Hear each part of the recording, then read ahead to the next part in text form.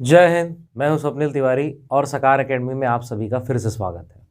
दोस्तों, हम महिला सुपरवाइजर भर्ती परीक्षा जो कि इसी रविवार 23 जनवरी 2022 को आयोजित हुई है, इसके सभी गणित एवं रीजनिंग प्रश्नों के हल देख रहे थे। गणित के सभी प्रश्नों के हल हम देख चुके हैं। आज के इस वीडियो में रीजनिंग के सभी हल हम देखने वाले। रीजनिंग में जितने भी प्रश्न आए थे उसके हल हम देखेंगे। ठीक, तो मैं सबसे पहले नॉन वर्बल से शुरू करूंगा। मैंने कुछ नॉन वर्बल के प्रश्न बना दिए यहाँ पर, इनसे हम शुरुआत करेंगे। पहले हम नॉन वर्बल देखेंगे और उसके बाद जो हमारे वर्बल रीजनिंग के प्रश्न आए थे हम उन्हें देखेंगे। नॉन वर्बल कहने का मतलब जो पिक्चोरियल फॉर्म में होते हैं, इमेज के फॉर्म में।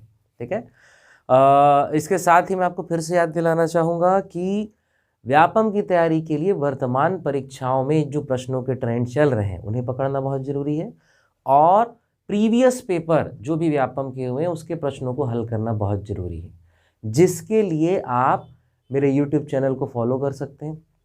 बहुत सारी परीक्षाओं के प्रश्नों के हल मैंने अपलोड किए हैं, आप उसे देख सकते हैं। यदि आपने नहीं देखा है तो उसे ज़रूर जाकर देखिए। यदि आपको वीडियो पसंद आए तो ज़रूर लाइक करें, हमारे चैनल को सब्सक्राइब करें और अपना फीडबैक हमें कमेंट बॉक्स पे ज़रूर बताएं। चलिए, बिना किसी देरी के आगे बढ़ते हैं। रीजनिंग में पहला प्रश्न मैं ले रहा हूँ। प्रश्न के क्रमांक बिल्कुल अलग हो सकते हैं। मैं वो प्रश्न ले रहा हूँ जो नॉन वर्बल में पहला है। ठीक है, तो जो मेरे पास सेट था उसमें पहला था ये वाला प्रश्न। कुछ इस तरीके का दे दिया था आकृति, और इसे मोड़कर यदि पासा बनाया जाए। प्रश्न क्या कह रहा है? उस बॉक्स का चयन करें जो दिए गए अनफोल्डेड बॉक्स को मोड़कर नहीं बनाया जा सकता। ठीक है, उसका चयन करें जो दिए गए अनफोल्डेड बॉक्स को मोड़कर नहीं बनाया जा सकता। नहीं बनाया जा सकता कहने का मतलब, देखिए, जब इस तरीके के अनफोल्डेड पैटर्न होते हैं तो याद रखिए जो अल्टरनेट रहेगा, जैसे ए और सी, ये विपरीत फलक में रहेगा, अपोजिट फेस में रहेगा। ठीक, उसी तरीके से बी और ई अपोजिट फेस में रहेगा। उसी तरीके से डी और एफ अपोजिट फेस में रहेगा। यानी ए सी, बी ई और डी एफ ये आजू बाजू नहीं रह सकता। देखो, कहीं ए सी आजू बाजू है क्या? नहीं है, नहीं है, नहीं है, नहीं है। देखो, क्या कोई बी आजू बाजू है क्या? बी आजू बाजू नहीं है, बी आजू बाजू नहीं है, बी आजू बाजू है। जी हाँ, बी आजू बाजू है। ये वाला हमारा आंसर सी हो सकता है। बी आजू बाजू है क्या? नहीं। एक बार इसे भी चेक कर लेते हैं। डी और एफ आजू बाजू है क्या? नहीं है, नहीं है, नहीं है, नहीं है। जी हाँ, ऑप्शन सी हमारा आंसर है। समझ आया बनाना कैसे? बहुत आसान है। ठीक है, चलिए आगे चलते हैं। दूसरा डाइस का प्रश्न था कुछ इस प्रकार का। ये जो प्रश्न है इसमें क्या कह रहा है भाई? कौन सा अंक 4 का विपरीत फलक होगा? ये 2 डाइस दे दिया है और ऑप्शन में आपके 3, 5, 6 और 2/3। 2/3 भी है, 2 या 3, सॉरी 2/3 नहीं है वो, 2 या 3 है। तो उसको 2 या 3 लिखना चाहिए ऑप्शन में, तो बकायदा 2/3 लिखा हुआ है। खैर, तो कौन सा अंक 4 के विपरीत फलक में होगा? देखिए, ये ओरल क्वेश्चन है। क्यों? सबसे पहले डाइस के क्वेश्चन इस प्रकार के आएंगे तो इसको बनाने का तरीका है डेफिनेटली, लेकिन सबसे पहले आपको ये सोचना है कि क्या ये स्टैंडर्ड पासा है, मानक पासा है। अब मानक पासा का रूल क्या होता है कि जो सतह आसपास है जो दिख रही है उनका योग 7 यदि हुआ तो वो मानक पासा नहीं, और यदि आसपास की सतहों का योग 7 नहीं है तो वो मानक पासा है। ठीक है, तो देखिए 2, 3, 2, 1, 3, 1 योग 7 नहीं है। 6, 3 हुआ, 5, 3 हुआ, 6, 5 हुआ, योग 7 नहीं है। अर्थात यह एक मानक पासा है और मानक पासे के विपरीत सतहों का योग 7 होता है। अर्थात 4 के विपरीत जो सतह होगी वो 3 ही होगी, तभी उसका योग 7 आएगा, क्योंकि ये आपका मानक पासा है। तो दिए गए ऑप्शन में आपका रहेगा ऑप्शन नंबर ए, 3। समझ आया? चूंकि एक स्टैंडर्ड पासा यानी अपोजिट फेसेस का जो टोटल है वो 7 होगा, तो 4 के अपोजिट 3 होगा, तभी तो वो 7 आएगा। क्लियर? अब यदि ऐसा नहीं होता, सपोज आपका कहना है यदि मान लो ऐसा नहीं होता तो कैसे बनाते? आप देखते कॉमन क्या है। ठीक है, कॉमन यहाँ पे 3 है। 3 से क्लॉकवाइज आगे बढ़ते इस प्रकार से, 3 से क्लॉकवाइज आगे बढ़ते। ठीक है, तो क्या क्या मिला हमको यहाँ पे, 3 मिला, फिर 1 मिला, फिर 2 मिला, यहाँ 3 मिला, फिर 5 मिला, फिर 6। तो 5 के अपोजिट 1, 6 के अपोजिट क्या हो गया 2। तो उसी प्रकार इकलौता अंक बचा है 3 के अपोजिट क्या आएगा भैया 4। क्लियर हो रहा है।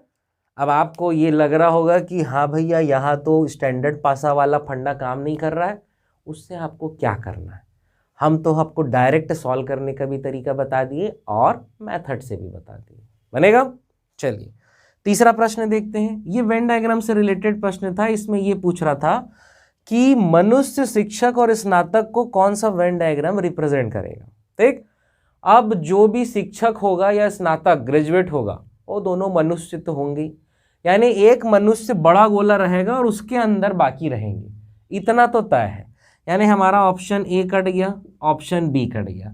अब ऑप्शन सी और डी में हमको चयन करना है। तो ये भाई ये बड़ा गोला मनुष्य है, अंदर वाले शिक्षक और स्नातक है, शिक्षक और स्नातक है। ठीक, क्या सभी शिक्षक स्नातक नहीं है, ऐसा कुछ लिखा है क्या हमारे स्टेटमेंट में? नहीं है। तो कुछ शिक्षक हमारे स्नातक हो सकते हैं। क्लियर हो रही बात। चूंकि कोई भी शिक्षक स्नातक नहीं है, भाई स्नातक जो होगा वो कुछ ना कुछ तो होगा ना, मनुष्य तो होगा डेफिनेटली, और हो सकता है कुछ शिक्षक स्नातक रहे, इसीलिए हमारा आंसर होगा ऑप्शन नंबर डी। क्लियर, ये मनुष्य हो गया, ये शिक्षक हो गए, ये स्नातक, और कुछ शिक्षक क्या है भैया स्नातक। बनेगा। ठीक, चलिए आगे चलते हैं। इसके बाद भी हमारा डायग्राम से रिलेटेड प्रश्न है। ये प्रश्न क्या लिखा हुआ है कि नीचे दी गई आकृति वृत्त रोजगार व्यक्ति को दर्शाता है, त्रिभुज युवा व्यक्ति को दर्शाता है, और वर्ग अशिक्षित व्यक्ति, ये वर्ग है, ठीक है, वर्ग जो है अशिक्षित व्यक्ति को दर्शाता है। ये हमने लिख दिया है, ये संख्याएं लिख दी है।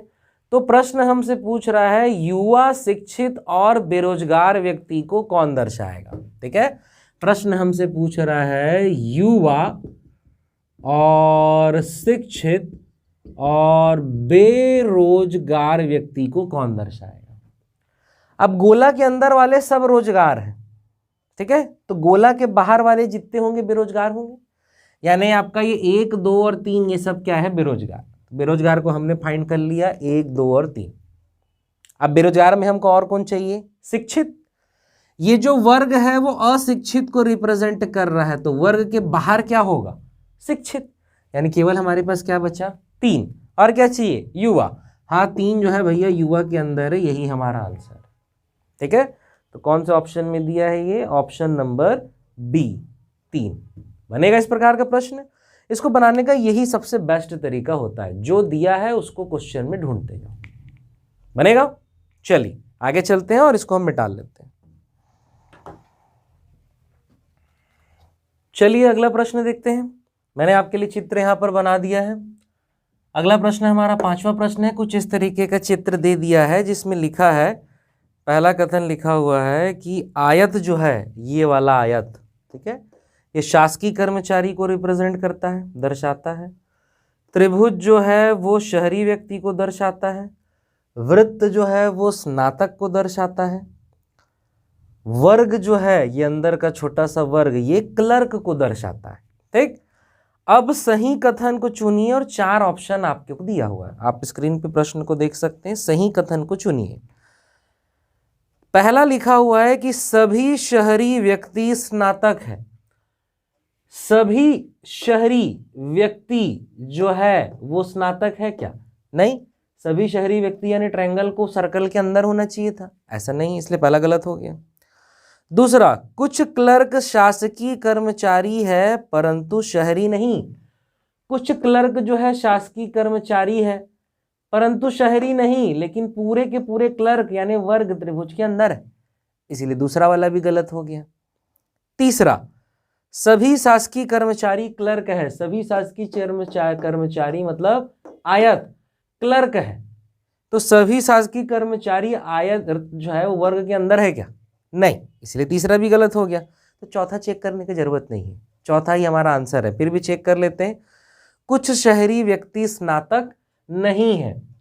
कुछ शहरी व्यक्ति जो है वो स्नातक नहीं है। हाँ भाई, कुछ शहरी व्यक्ति जो है वो स्नातक नहीं है, यही हमारा सही होगा। ये त्रिभुज पूरा का पूरा शहरी है, कुछ शहरी व्यक्ति, और ये गोला हमारा आ रहा है स्नातक। तो ये 3 और 9 जो दिख रहा है और जो बाकी इधर के भी दिख रहे हैं वो स्नातक नहीं है, जो गोला के अंदर आ रहा है वही बस स्नातक है। ठीक है, तो आपको संख्या नहीं निकालना है। संख्या देख के डर लग सकता है लेकिन संख्या का काम ही नहीं है इसमें, बनेगा। चलिए अगला प्रश्न देखते हैं। ये वाला प्रश्न आया है हमारे एग्जाम में, काउंटिंग ट्रायंगल्स।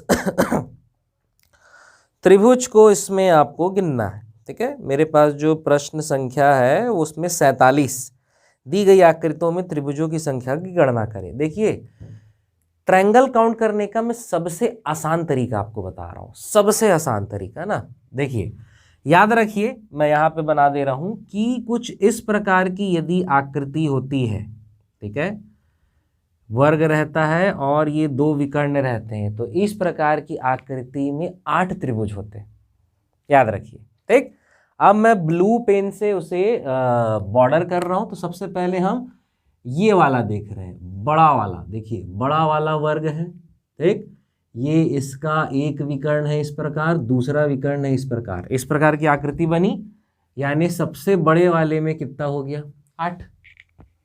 ठीक, उसके बाद दूसरा सेम देखिए यहां पे है, ये 1 2 3 4 और ये इसका विकर्ण और ये इसका विकर्ण, सेम एक और बना, यानी 8 और 8 कितना हो गया, 16। ठीक, अब देखिए यहां पे एक अलग त्रिभुज बन रहा है, ये 1 ये 2 और ये वाला 3, ये अभी तक काउंट नहीं हुआ है, न बड़े वाले वर्ग में था न ये अंदर वाले वर्ग में था। 1 2 छोटे वाले और ये 3, तो ये आ जाएगा आपका 3। तो ये छोटा वाला भी कहां काउंट हुआ, 1 और ये 2, ये दोनों भी कहां काउंट हुआ, तो यहां पे कितना आ जाएगा, 2। 8 और 8 16, 16 और 3 19, 19 और 2 कितना, 21। लेकिन 21 हमारे ऑप्शन में ही नहीं है, हमारे ऑप्शन में अधिकतम है 20 और 19 कुछ लोगों का आंसर है मानना, बिल्कुल भी नहीं है 19 इसका आंसर। इसका एक्चुअल आंसर है 21, क्वेश्चन डिलीट होना चाहिए। ठीक है, लेकिन यदि आप एग्जाम में रहते तो क्या करते, मैक्सिमम 20 उसको आप टिक मार देते, बनेगा। तो काउंटिंग ट्रायंगल को काउंट करने के ऐसे बहुत सारे फंडे, वर्ग को आयत को काउंट करने के बहुत सारे फंडे मैंने मेरे कोर्स के अंतर्गत बताए हैं। आप चाहें तो मेरा कोर्स ऑनलाइन ज्वाइन कर सकते हैं, गणित एवं रीजनिंग के, जिसमें 160 से अधिक वीडियो लेक्चर्स उपलब्ध है। और ऐसी अप्रोच सीखने के लिए, ऐसे रीजनिंग के फंडे सीखने के लिए मात्र 999 रुपये फीस है। इसमें वीडियो एक्सेस की कोई सीमा नहीं है, अनलिमिटेड वीडियोस है, साथ ही गणित है, रीजनिंग है, डाउट आना स्वाभाविक है। तो मैं हफ्ते में एक बार लाइव डाउट क्लास लेता हूं, जिसमें आपको गणित एवं रीजनिंग के किसी भी प्रश्न में यदि डाउट है तो आप मुझसे लाइव पूछ सकते हैं। चलिए आगे अगला प्रश्न देखते हैं। अब इसको भी मैं बहुत आसान तरीके से आपको बताऊंगा कैसे काउंट करना है। देखिए, जैसे इस प्रकार की आकृति में त्रिभुजों की संख्या 8 होती है ना, वैसे ही अगर मैं और इसे खींच दूं 2 लाइन और ऐसा 2 लाइन खींच दूं, तब यहां त्रिभुजों की संख्या 16 हो जाती है। ठीक है, अब यहां पे आप ऑब्जर्व करेंगे, देखिए ये बड़ा वाला वर्ग 1 2 3 4, फिर ये बीच का डायगोनल, फिर ये बीच का डायगोनल, फिर ये बीच की आधी लाइन, सेम काम हुआ, यानी एक यहां पे बन गया है 16। क्लियर। अब ये सेम देखिए अंदर भी है, 1 2 3 4 और ये इसके 2 विकर्ण और ये आधी करने वाली लाइन, एक और आ गया, तो 16 और 16 कितना हो गया भाई, 32। ठीक, इसके अलावा ये देखिए छोटा छोटा है, 1 2 3 4 5 6 7 8, ये भी तो त्रिभुज है ना। ठीक, तो कितना हो गया भाई, 16 16 और 8, इतना भी हम काउंट कर चुके हैं, 8। ठीक है, 16 16 32 और 8 कितना, 40। अब देखिए 4 बेस में हम देख चुके हैं, ये इधर 2 बेस में भी हम देख चुके हैं। 4 बेस यानी इसको बेस मान के त्रिभुज वो काउंट हो चुका है। 2 बेस मान के भी त्रिभुज काउंट हो चुका है, अब 3 बेस मान के काउंट करना है। तो वो कैसे होगा, ये देखिए, ये नीचे यहां से यहां तक को मैं बेस मान रहा हूं, ठीक है। तो यहां से यहां तक को अगर मैं बेस मानूं तो ये एक त्रिभुज बनेगा और वैसे ही ये एक त्रिभुज बनेगा। यानी एक भुजा में कितना त्रिभुज बना, 2 त्रिभुज बना, तो 4 भुजा में कितना बनेगा, 8। तो 16 तिया 48, 48 जिस भी ऑप्शन में है वो आपका आंसर है, बनेगा। ये सही था, ये क्वेश्चन हमारे हिसाब से गलत दिया है, ऑप्शन में 21 होगा, वही सही आंसर है, ठीक। तो ये काउंटिंग ट्रायंगल मैंने फिर से बताया, ऐसे बहुत सारे फंडे आप मेरे ऑनलाइन कोर्स ज्वाइन करके उसका लाभ उठा सकते हैं। चलिए ये वाला प्रश्न देखते हैं। ये वाला प्रश्न भी हमारे हिसाब से विवादित है, इसके 2 आंसर आ सकते हैं। कैसे, अब वो हम बता रहे हैं आपको। देखिए, ए का कोड होता है भाई 111, एच का कोड होता है 8, आई का 9, जे का होता है 10, ई का कोड होता है 5, एन का होता है 14। अगला हमको निकालना है पहला पैटर्न। देखिए, रीजनिंग के कोई भी क्वेश्चन में 2 पैटर्न नहीं मिल सकते, 2 पैटर्न मिले यानी वो क्वेश्चन डिलीट होगा, ठीक है। तो अब इसमें 2 पैटर्न मिल रहे हैं, मैं दोनों आपको बता रहा हूँ, दोनों से क्या अलग आंसर आ रहा है। देखिए यहाँ पर क्या है, इनके बीच का डिफरेंस 0 है, इसलिए ए है, एक एक के बीच का डिफरेंस 0 है। यहाँ इनके बीच का डिफरेंस है 1, 8 और 9 के बीच 1, और 9 और 10 के बीच 1। यहाँ देखिए 5 और 14 के बीच का डिफरेंस है 9, तो 14 में 9 यदि आप जोड़ोगे, 14 में 9 जोड़ोगे तो कितना आएगा भैया, 23 आएगा, और 23 का मतलब होता है W। W आपका आंसर होगा। क्या W किसी ऑप्शन में दिया हुआ है? हाँ, ऑप्शन नंबर ए, ठीक है, एक आंसर है आपका W। दूसरा पैटर्न ये है कि भैया यहाँ पे 8 है तो यहाँ पे 9 क्यों है, तो ये 8 और ये 1 को जोड़ा गया तो आया 9, ठीक। वैसे ही ये 9 और ये 1 को जोड़ा गया तो आया 10। सेम काम यहाँ पे, ये 9 और 5 को जोड़ा गया तो आया 14। ये 14 और 10 को जोड़ा जाएगा तो आएगा 24, और 24 का मतलब होता है x। क्या x है हमारे ऑप्शन में? Option number b, x b. दोनों सही आंसर है, दोनों सही पैटर्न है। अब देखिए मंडल क्या आंसर लेता है। हालांकि 2 आंसर है, ये क्वेश्चन डिलीट होना चाहिए हमारे हिसाब से, हमने दोनों आंसर आपको बता दिए, ठीक। चलिए ये वाला क्वेश्चन देखते हैं, ये सही है, इसमें ज़्यादा पैटर्न नहीं है, बहुत आसान है। ये आपका आ गया, इस तरफ क्या करना है, कॉलम में डिवाइड बाई 4 करते जाना है। 8/4 यानी कि 2, 2 छक्के 12, 24/4 यानी कि 6, 6 तिया 18, 36/4 यानी कि 9, और 18 निया कितना, 162। क्या 162 आपके ऑप्शन में है? जी हाँ, 162 आपके ऑप्शन में है, ऑप्शन नंबर डी बनेगा। कुछ है, कुछ विवादित है, जैसे कि ये वाला और ये वाला विवादित है, ये मैंने आपको क्लियर कर दिया कि हाँ इसका आंसर 2 हो सकता है, और ये तो खैर गलत ही है। हालांकि अब मंडल क्या आयोग आंसर, मंडल क्या आंसर लेगा उस पर डिपेंड करती हैं बातें, ठीक। चलिए आगे देखते हैं। एक और नॉन वर्बल था हमारा क्यूब वाला क्वेश्चन। अब क्यूब वाले का फिगर मैं ड्रॉ नहीं कर रहा हूँ, आने वाले समय में हम जल्द से जल्द डिजिटल बोर्ड लेके आ रहे हैं, तो ये सारे जो प्रश्न हैं जिसमें बड़े बड़े फिगर रहते हैं वो हमें दिख जाएंगे, ठीक है। तो वहाँ मैं आपको और अच्छे तरीके से बता पाऊँगा, समझा पाऊँगा, लेकिन उसमें थोड़ा सा भी समय है, इंतज़ार करिए। क्यूब गिनने, घनों की संख्या ज्ञात कीजिए। मेरे प्रश्न पेपर में हो प्रश्न संख्या 24, दी गई आकृति में घनों की संख्या याद करें। आपको यदि प्रश्न दिख पा रहा है तो देखिए, लेफ्ट साइड 2 कॉलम बना हुआ है, सामने 2 है, ठीक है, और पीछे 3 है, 2 तिया 6, और नीचे कितना है भैया आपका, सामने कितना है आपका 4, 2 कॉलम है, ठीक, और पीछे कितने घन है 3, तो 2 तिया 6, और सामने कितना है 4, 6 चौक 24, 6 चौक 24। वैसे ही इस तरह 24, 24, 24 हो गया 48। अब ये इमेजिन करना पड़ेगा क्योंकि मैं ड्रॉ नहीं कर सकता हूँ, ठीक है। 24 और 24 हो जाएगा 48, फिर उसके अंदर चल देंगे, थोड़ा बीच वाले में आ जाएंगे। अब एक छोड़ के गिनना है, ठीक है, तो ये हो जाएगा एक तरफ का 4, दूसरे तरफ का 4 और 8, 8 और 8 कितना हो जाएगा, ये आपका 16। ठीक, तो ये 48 और 10 58, 58 और 6 कितना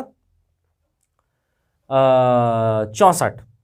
उसके सामने है 65 और 66। ठीक है, उसके अलावा अंदर का आपका रहेगा 1 2 3 4। ठीक है, और सामने का 2 6, 66 और 6 72। मुझे क्लियर है ये चीज़ कि जो मैं बोल रहा हूँ शायद ही आप उसे पकड़ पाए। ये फिगर बड़ा था, मैं इसको यहाँ पे ड्रॉ नहीं कर सकता था, इसीलिए मैंने ड्रॉ नहीं किया। इसका आंसर 72 आएगा, एक एक को गिनना है पकड़ के। ठीक, फिर मैं फिर से बोल दे रहा हूँ, डिजिटल बोर्ड हम जल्द से जल्द लेके आ रहे हैं, तो उसमें मैं फिगर आपको दिखाऊंगा और फिर समझाऊंगा। ठीक है, तो चीज़ें और आसानी से क्लियर रहेंगी। तो इस प्रकार के हमारे नॉन वर्बल के प्रश्न थे। ये थोड़ा सा वर्बल प्रश्न है, ये मुझे लिखना था इसलिए मैंने लिख दिया। ठीक, चलिए इसे देखते हैं, ये क्या है। कोडिंग इनइक्वालिटी कहते हैं इस टॉपिक को। इसमें पहला लिखा है कि ए छोटा नहीं है बी के, यानी सॉरी, ए का मतलब है छोटा नहीं, तो छोटा नहीं है मतलब बड़ा और बराबर हो सकता है। छोटा नहीं है मतलब बड़ा नहीं है मतलब क्या हो सकता है, छोटा और बराबर। ये वाला मतलब क्या होता है, बड़ा, और ये नहीं है ऐसा लिख दिया, काट दिया, मतलब नहीं है। तो बड़ा नहीं है मतलब छोटा और बराबर हो सकता है। बी का मतलब होता है बड़ा, ग्रेटर देन। सी का मतलब नॉट इक्वल टू, बराबर नहीं। डी का मतलब इक्वल टू, बराबर। ई का मतलब छोटा नहीं है मतलब क्या है, बड़ा और बराबर। और एफ का मतलब होता है छोटा, स्मॉल। ठीक है, अब इस क्वेश्चन को पूछ रहा है कि इसमें से कौन सा ऑप्शन सही होगा। ठीक है, तो कुछ नहीं करना है, ई की जगह क्या होता है, ग्रेटर देन इक्वल टू। तो क्वेश्चन पेपर में ही यही आपको मैं मिटाल दे रहा हूं, आप उसके ऊपर गोदागादी करके लिख देना, greater than equal to, sorry ये स्मॉल बी था। ठीक है, और ये भी ई का मतलब हो जाएगा आपका ग्रेटर देन इक्वल टू। दोनों में बी कॉमन है, उससे जुड़ जाएगा, तो ये कुछ इस प्रकार का दिखेगा, A greater than equal to B greater than equal to C. ठीक, अब ई का मतलब क्या होता है भैया, ग्रेटर देन इक्वल टू, तो यहां भी वही लिख देना मिटाल के, ई का मतलब greater than equal to. F का मतलब होता है लेस देन, एफ का मतलब होता है लेस देन। कैपिटल बी का मतलब होता है ग्रेटर देन, कैपिटल बी का मतलब होता है ग्रेटर देन। कैपिटल बी का मतलब ग्रेटर देन, कैपिटल बी का मतलब ग्रेटर देन। एग्जाम में भी क्वेश्चन पेपर के ऊपर ही ऐसा गोदागादी कर देना। अब पढ़ना बहुत आसान है। ए बड़ा है बराबर है बी के, बी बड़ा है बराबर है सी के, तो ए बड़ा है बराबर सी होगा। जी हाँ, ये सही हो सकता है। ए किसी भी कंडीशन में छोटा नहीं है, बड़ा है, इसीलिए बी गलत। ए किसी भी कंडीशन में छोटा नहीं है, बड़ा है, इसीलिए ये भी गलत हो जाएगा। और सी जो है वो बी से भैया छोटा है, यहाँ बड़ा दिख रहा है, इसीलिए ये भी गलत। तो ऑप्शन ए हमारा आंसर है। इस तरीके से इसे बनाएंगे तो बढ़िया बनेगा, इसीलिए मैं इसे लिखा हूँ।